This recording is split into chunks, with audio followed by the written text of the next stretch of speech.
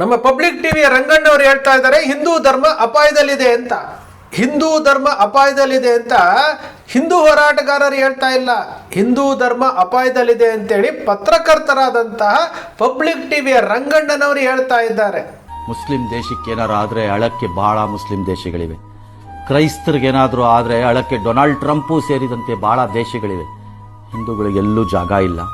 ನೀವು ಅತ್ರೆ ನೀವು ಸತ್ರೆ ಕೇಳಕ್ಕೆ ಯಾರೂ ಇಲ್ಲ.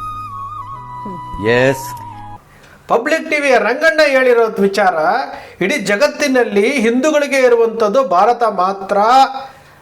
ಕ್ರಿಶ್ಚಿಯನ್ನರಿಗೆ ಸಮಸ್ಯೆ ಆದರೆ ಟ್ರಂಪ್ ಬರ್ತಾರೆ, ಬೇರೆ ಬೇರೆ ರಾಷ್ಟ್ರಗಳು ಬರ್ತಾರೆ. ಮುಸಲ್ಮಾನರಿಗೆ ಸಮಸ್ಯೆ ಆದರೆ ಬೇರೆ ಬೇರೆ ರಾಷ್ಟ್ರಗಳು ಬರುತ್ತೆ. ಆದರೆ ಭಾರತದಲ್ಲಿ ಹಿಂದೂಗಳಿಗೆ ಮಾತ್ರ ಭಾರತದಲ್ಲಿ ನೆಲೆ ಇದೆ. ಅದಕ್ಕೋಸ್ಕರವಾಗಿ ಹಿಂದೂ ಧರ್ಮವನ್ನು ಕಾಪಾಡಿಕೊಳ್ಬೇಕು. ವೆರಿ ಗುಡ್, ಒಳ್ಳೆ ವಿಚಾರ. ಪತ್ರಕರ್ತ ಪಕ್ಷಾತೀತವಾಗಿರಬೇಕು. ಎಸ್, ಒಪ್ಕೊಳ್ಳೋಣ. ಅವರು ಹಿಂದೂ ಧರ್ಮದಲ್ಲಿ ಹುಟ್ಟಿದ್ದಾರೆ, ನಾನು ಹಿಂದೂ ಧರ್ಮದಲ್ಲಿ ಹುಟ್ಟಿದ್ದೀನಿ, ನನ್ನ ಧರ್ಮವು ಬಲಿಷ್ಠ ಆಗಬೇಕು, ಅದು ಸರಿ. ಆದರೆ ಇಲ್ಲಿ ಎಲ್ಲಿ ಹಳಿ ತಪ್ಪುತ್ತಾ ಇದೆ ಅನ್ನೋ ವಿಚಾರವನ್ನು ಮಾತಾಡಬೇಕಲ್ವಾ? ಎಲ್ಲಿ ಹಳಿ ತಪ್ಪುತ್ತಾ ಇದೆ ಅನ್ನೋ ವಿಚಾರವನ್ನು ಪಬ್ಲಿಕ್ ಟಿವಿಯ ರಂಗಣ್ಣ ಮಾತಾಡಬೇಕಲ್ವಾ? ನಮಗಿಂತ ಹಿರಿಯ ಪತ್ರಕರ್ತರು, ಅನುಭವಿ ಪತ್ರಕರ್ತರು, ಎಲ್ಲವನ್ನೂ ತಿಳ್ಕೊಂಡಿರುವಂತಹ ಪಬ್ಲಿಕ್ ಟಿವಿಯ ರಂಗಣ್ಣ ಹಿಂದೂ ಧರ್ಮ ಯಾಕೆ ಅಪಾಯದಲ್ಲಿದೆ ಅನ್ನೋ ವಿಚಾರವನ್ನು ಏನಾದರೂ ವಿಶ್ಲೇಷಣೆ ಮಾಡಿದ್ದಾರಾ ಅಂತ ಹುಡುಕಿದ್ರೆ ಆ ವಿಚಾರ ಇಲ್ಲ. ಹಿಂದೂ ಧರ್ಮ ಯಾಕೆ ಅಪಾಯದಲ್ಲಿದೆ, ಯಾರಿಂದ ಅಪಾಯದಲ್ಲಿದೆ ಅನ್ನೋ ವಿಚಾರವನ್ನು ಪಬ್ಲಿಕ್ ಟಿವಿಯ ರಂಗಣ್ಣನವರು ಭಾರತ ಒಂದೇ ಹಿಂದೂ ರಾಷ್ಟ್ರ ಅಂತ ಹೇಳ್ತಾ ಇರುವಂತಹ ಪಬ್ಲಿಕ್ ಟಿವಿಯ ರಂಗಣ್ಣನವರು ಇದನ್ನು ಅಪಾಯದ ಅಂಚಿಗೆ ತೆಗೆದುಕೊಂಡು ಹೋಗ್ತಾ ಇರುವವರು ಯಾರು? ಮುಸಲ್ಮಾನರಲ್ಲ, ಕ್ರೈಸ್ತ ಧರ್ಮದವರಲ್ಲ, ಜೈನ ಧರ್ಮದವರಲ್ಲ, ಬೌದ್ಧ ಧರ್ಮದವರಲ್ಲ, ಪಾರ್ಸಿಗಳಲ್ಲ, ಅಥವಾ ಸಿಖ್ ಧರ್ಮದವರಲ್ಲ. ಈ ಹಿಂದೂ ಧರ್ಮವನ್ನು ಅಪಾಯದಂಚಿಗೆ ತೆಗೆದುಕೊಂಡು ಹೋಗ್ತಾ ಇರುವುದು ನಮ್ಮ ಹಿಂದೂಗಳೇ. ಇದರ ಬಗ್ಗೆ ಪಬ್ಲಿಕ್ ಟಿವಿಯ ರಂಗಣ್ಣ ಮಾತಾಡಬೇಕಲ್ವಾ?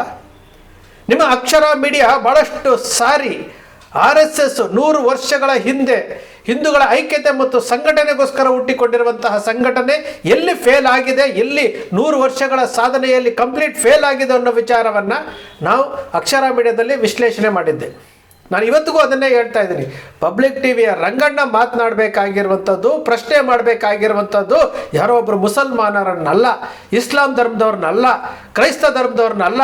ಇವತ್ತು ಕ್ರೈಸ್ತ ಧರ್ಮೀಯರು ಯಾವ ರೀತಿಯಾಗಿ ಅವರ ಮತವನ್ನು ಬೆಳೆಸೋದಕ್ಕೆ ಮತಾಂತರ ಮಾಡ್ತಾ ಇದ್ದಾರಲ್ಲ, ಅದು ಅವರು ನಾಗಾಲೋಟದಿಂದ ಹೋಗ್ತಾ ಇದ್ದಾರೆ. ಇಸ್ಲಾಂ ಧರ್ಮದಲ್ಲಿರುವಂಥವರು ಅವರ ಧರ್ಮವನ್ನು ಬಲಿಷ್ಠ ಮಾಡ್ಕೊಳ್ಳೋಕ್ಕೆ ಹೋಗ್ತಾ ಇದ್ದಾರೆ. ಜೈನ ಧರ್ಮದವರು ಅವರು ಬಲಿಷ್ಠ ಮಾಡ್ಕೊಳ್ಳೋಕ್ಕೆ ಹೋಗ್ತಾ ಇದ್ದಾರೆ.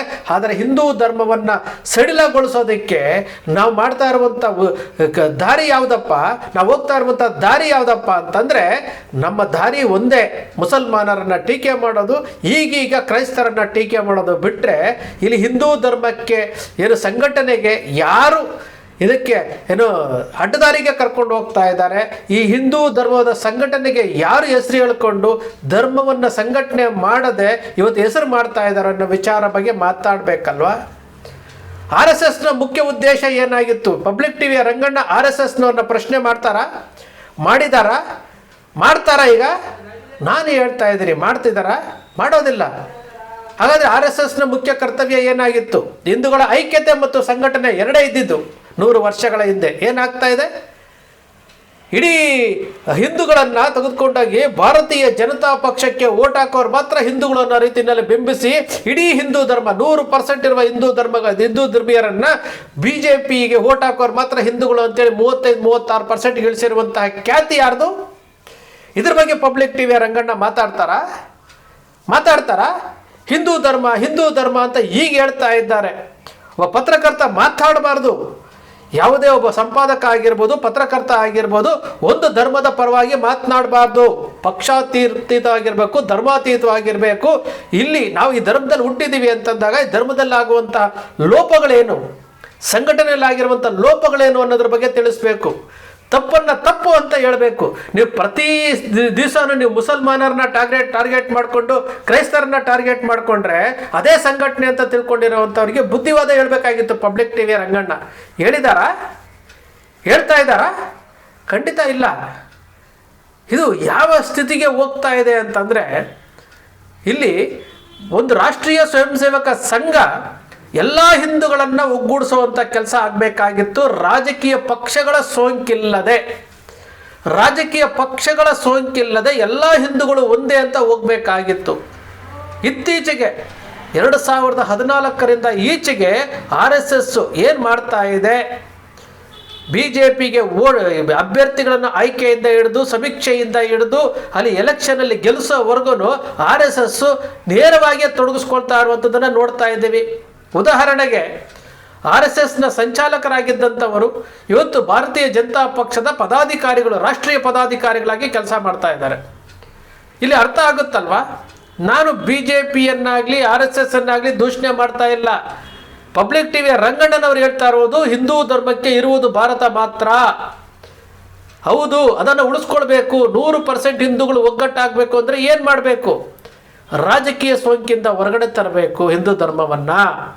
ಎಲ್ಲರೂ ಹಿಂದೂ ಅಂದರೆ ಎಲ್ಲರೂ ಹಿಂದೂ. ಇವತ್ತು RSS 100 ವರ್ಷ ಆಗಿದೆ ಅಂತಂದರೆ RSSಗೆ ಇರಬೇಕಾಗಿರುವಂತಹ ಧ್ಯೇಯ ಒಂದೇ ಇರಬೇಕು. ಕಾಂಗ್ರೆಸ್ಸಲ್ಲಿರುವವನು ಹಿಂದೂನೇ, JDS ಅಲ್ಲಿರುವ ಹಿಂದೂನೇ, BJPಲಿರುವ ಹಿಂದೂನೇ, ಪ್ರತಿಯೊಬ್ಬರು ಹಿಂದೂನೇ ಅಂತ ಬರಬೇಕು. ಧರ್ಮವನ್ನು ರಾಜಕೀಯಕ್ಕೆ ಬೆಳೆಸೋದಿರೋದ್ರಿಂದ ಇವತ್ತು ಈ ಪರಿಸ್ಥಿತಿಗೆ ಬಂದಿರುವಂಥದ್ದು. ವಿಚಾರ ಮಾಡಬೇಕು. ವಿಚಾರ ಮಾಡಿದಾಗ ಮಾತ್ರ ಈ ಹಿಂದೂ ಧರ್ಮ ಭಾರತ ದೇಶದಲ್ಲಿ ಬಲಿಷ್ಠವಾಗಿ ಬೆಳೆಯೋದಕ್ಕೆ ಸಾಧ್ಯ. ಪಬ್ಲಿಕ್ ಟಿವಿಯ ರಂಗಣ್ಣನವರೇ, ಪಬ್ಲಿಕ್ ಟಿವಿಯ ರಂಗಣ್ಣನವರು ಹಿಂದೂ ಧರ್ಮದ ಮೇಲೆ ತೋರಿಸುತ್ತಿರುವಂತಹ ಕಾಳಜಿಗೆ ಹ್ಯಾಟ್ಸ್ ಆಫ್ ಹೇಳೋಣ. ಆ ತಪ್ಪು ಎಲ್ಲಾಗ್ತಾ ಇದೆ ಅನ್ನೋ ವಿಚಾರವನ್ನು ನೇರವಾಗಿ ಚಾನಲಲ್ಲಿ ಕುತ್ಕೊಂಡು ಮಾತನಾಡ್ಲಿಕ್ಕೆ ಆಗುತ್ತಾ ನಿಮ್ಮ ಕೈಯಲ್ಲಿ? ನಾನು ಮಾತಾಡ್ತಾ ಇದ್ದೀನಲ್ಲ, ಇದರಲ್ಲಿ ಏನಾದರೂ ಕಲ್ಪನೆ ಇದೆಯಾ? ಇದರಲ್ಲಿ ಏನಾದರೂ ಸೃಷ್ಟಿ ಇದೆಯಾ? ಏನೂ ಇಲ್ಲ. ನೇರವಾಗಿ ನಿಮ್ಮ ಅಕ್ಷರ ಮೀಡಿಯಾ ಹೇಳ್ತಾ ಇದೆ. ಇಲ್ಲಿ ಹಿಂದೂಗಳೇ ಸಂಘಟನೆ ಆಗೋದಕ್ಕೆ ಬಿಡ್ತಾ ಇಲ್ಲ. ಹಿಂದೂ ಧರ್ಮ ಯಾಕೆ ಇವತ್ತು ಅಸಂಘಟಿತವಾಗಿದೆ, ಯಾತಕ್ಕೆ ಒಗ್ಗೂಡ್ತಾ ಇಲ್ಲ ಅಂತಂದರೆ ಈ ರಾಜಕೀಯ ಪಕ್ಷಗಳ ವೋಟ್ ಬ್ಯಾಂಕಿಗೋಸ್ಕರವಾಗಿ. ಮುಸಲ್ಮಾನರನ್ನು ಟೀಕೆ ಮಾಡಿದ್ರೆ ನಮಗೆ ಹಿಂದೂಗಳ ವೋಟ್ ಬರುತ್ತೆ ಅನ್ನೋ ಒಂದೇ ಒಂದು ಉದ್ದೇಶಕ್ಕೋಸ್ಕರವಾಗಿ ಈ ರೀತಿಯಾದಂತಹ ಟಾರ್ಗೆಟ್ ಮಾಡ್ತಾ ಇರುವಂಥದ್ದು, ಈ ರೀತಿ ಹಿಂದೂಗಳನ್ನು ಹೊಡಿತಾ ಇರುವಂಥದ್ದು. ಇದು ವಾಸ್ತವ ಸತ್ಯ. ಪಬ್ಲಿಕ್ ಟಿವಿಯ ರಂಗಣ್ಣನವರು ಇದರ ಬಗ್ಗೆ ಆಲೋಚನೆ ಮಾಡಬೇಕು. ಇಷ್ಟು ಜವಾಬ್ದಾರಿಯುತವಾದಂತಹ ಒಂದು ಚಾನಲ್ನ ಮುಖ್ಯಸ್ಥರಾಗಿ ಇದರ ಬಗ್ಗೆ ಅವಲೋಕನ ಮಾಡಿ ಇದನ್ನು RSSನವರಿಗೆ ಮತ್ತು BJPಯವರಿಗೆ ತಿಳಿ ಹೇಳಬೇಕು. ಜೊತೆಗೆ ಈ ನಾಡಿನಲ್ಲಿರುವಂತಹ, ದೇಶದಲ್ಲಿರುವಂತಹ ಎಲ್ಲ ಹಿಂದೂಗಳಿಗೂ ನೀವು ಹೋಗ್ತಾ ಇರುವಂತಹ ದಾರಿ ಸರಿ ಇಲ್ಲ ಅಂತ ಹೇಳಬೇಕು. RSSನವರ ದಾರಿ ಸರಿ ಇಲ್ಲ ಅಂತ ಹೇಳಬೇಕು. ಬಡ ಹಿಂದೂಗಳಿಗೆ ಶಾಲೆಗಳು ಮಾಡಿದ್ದಾರೇನ್ರಿ ಇವರು? ಶಾಲೆಗಳು ಮಾಡಿದಾರ? ಒಂದು ಶಾಲೆ ಇಲ್ಲ, ಉಚಿತ ಶಾಲೆಗಳಿಲ್ಲ, ಕಡಿಮೆ ದರದಲ್ಲಿ ಶಾಲೆಗಳಿಲ್ಲ. ಹಿಂದೂಗಳಿಗೆ ಅನ್ಯಾಯ ಆಗುತ್ತೆ ಅಂದರೆ ಅವರಿಗೆ ನಿಲ್ಲುವಂತಹವರು ಯಾರೂ ಇಲ್ಲ, ಕೈಗಳಿಲ್ಲ. ಇದು ಕ್ರೈಸ್ತ ಮಿಷನರಿಗಳು ಮಾಡ್ತಾ ಇದ್ದಾವೆ. ಇಸ್ಲಾಂ ಧರ್ಮದಲ್ಲಿರುವಂಥವರು ಅವರ ಧರ್ಮವನ್ನು ಯಾವತ್ತೂ ಬಿಟ್ಕೊಡೋಕ್ಕಿಲ್ಲ. ಇಸ್ಲಾಂ ಧರ್ಮದ ಆಚರಣೆಗಳನ್ನು ಅವರು ಯಾವತ್ತೂ ಬಿಟ್ಕೊಡೋಕ್ಕಿಲ್ಲ. ಹಿಂದೂ ಧರ್ಮದ ಆಚರಣೆಗಳು ಏನೇನಾಗ್ತಾ ಇದೆ ಎಲ್ಲ ಪಾಶ್ಚಿಮಾತ್ಯ ಸಂಸ್ಕೃತಿಗೆ ಒಗ್ಕೊಂಡಿದ್ದಾರೆ. ಇದರ ಬಗ್ಗೆ ಮಾತಾಡಬೇಕಲ್ಲ. ಮಾತಾಡಬೇಕಾಗಿರುವಂಥವ್ರು ಯಾರು? ಹಿಂದೂ ಧರ್ಮವನ್ನು ರಕ್ಷಣೆ ಮಾಡ್ತೀನಿ ಅಂತ ಬಂದಂತಹ RSS ಆಗಿರ್ಬೋದು, ವಿಶ್ವ ಹಿಂದೂ ಪರಿಷತ್ ಆಗಿರ್ಬೋದು, ಬಜರಂಗ ದಳ ಆಗಿರ್ಬೋದು, ಇವೆಲ್ಲವೂ ಮಾಡಬೇಕಾಗಿತ್ತು. ಮಾಡ್ತಾ ಇರೋದೇನು? 24x7 ನೀವು ಮುಸಲ್ಮಾನರನ್ನೇ ಬೈಕೊಂಡಿದ್ರೆ ಅದು ಸಂಘಟನೆ ಅನಿಸ್ಕೊಳುತ್ತಾ? ಹಿಂದೂಗಳ ಜೊತೆಯಲ್ಲಿ ನಾವಿದ್ದೀವಿ, ಸಂಘಟಿತರಾಗಿ ಉಚಿತ ಶಿಕ್ಷಣ ಕೊಡ್ತೀವಿ, ಕಡಿಮೆ ದರದಲ್ಲಿ ಶಿಕ್ಷಣ ಕೊಡ್ತೀವಿ, ನಿಮ್ಮ ಜೊತೆಲಿ ನಾವಿರ್ತೀವಿ. ಯಾಕೆ ಕ್ರೈಸ್ತ ಮಿಷನರಿ ಕೈಲಿ ಆಗ್ತಾ ಇರುವಂತಹ ಕೆಲಸ ನಿಮ್ಮ ಕೈಲಿ ಯಾಕೆ ಆಗ್ತಾ ಇಲ್ಲ? ಮೊದಲು ಈ ರಾಜಕೀಯ ಪಕ್ಷಗಳ ಸೋಂಕಿನಿಂದ ಹೊರಗಡೆ ಬನ್ನಿ. ಆಟೋಮೆಟಿಕ್ಕಾಗಿ ಧರ್ಮ ಎಲ್ಲರೂ ನಾವು ಒಂದೇ ಅಂತ ಹೋದಾಗ 100% ಧರ್ಮ ಬಲಿಷ್ಠ ಆಗುತ್ತೆ. ಪಬ್ಲಿಕ್ ಟಿವಿಯ ರಂಗಣ್ಣ ಹೇಳಿದ್ರಲ್ಲ, ಟ್ರಂಪು ಅವರ ಧರ್ಮವನ್ನು ಅವರು ಕಾಪಾಡ್ತಾರೆ ಸ್ವಾಮಿ. ಪಬ್ಲಿಕ್ ಟಿವಿಯ ರಂಗಣ್ಣ ಎಚ್ಚರಿಸಬೇಕಲ್ವಾ? ಒಂದು ಜವಾಬ್ದಾರಿಯುತ ಸ್ಥಾನದಲ್ಲಿ ಕೂತಿರುವಂಥ ಪಬ್ಲಿಕ್ ಟಿವಿಯ ರಂಗಣ್ಣ ಹಿಂದೂ ಧರ್ಮದ ಬಗ್ಗೆ ಮಾತನಾಡ್ತಾರೆ ಅಂತಂದರೆ ಎಚ್ಚರಿಸಬೇಕಲ್ಲ? ಯಾರು ತಪ್ಪು? ಇವತ್ತು ಇಸ್ಲಾಂ ಧರ್ಮದಲ್ಲಿರುವಂತಹ ಒಗ್ಗಟ್ಟು ಹಿಂದೂ ಧರ್ಮದಲ್ಲಿ ಯಾಕಿಲ್ಲ? ಇಸ್ಲಾಂ ಧರ್ಮೀಯರು ಸಹ ರಾಜಕೀಯ ಮಾಡ್ತಾರೆ. ಯಾವ ಥರ ಮಾಡ್ತಾರೆ ಅಂತಂದರೆ, ನಮ್ಮ ಧರ್ಮಕ್ಕೆ, ನಮ್ಮ ಜನಗಳಿಗೆ ಯಾವ ರೀತಿ ಅನುಕೂಲ ಆಗುತ್ತೆ, ಯಾವ ರೀತಿ ಅನುಕೂಲ ಆಗುವಂತಹ ಪಕ್ಷ ನಮ್ಮ ಜೊತೆಲಿದೆ ಅಂತೇಳಿ ಯೋಚನೆ ಮಾಡಿ ಅವರು ವೋಟ್ ಮಾಡ್ತಾರೆ.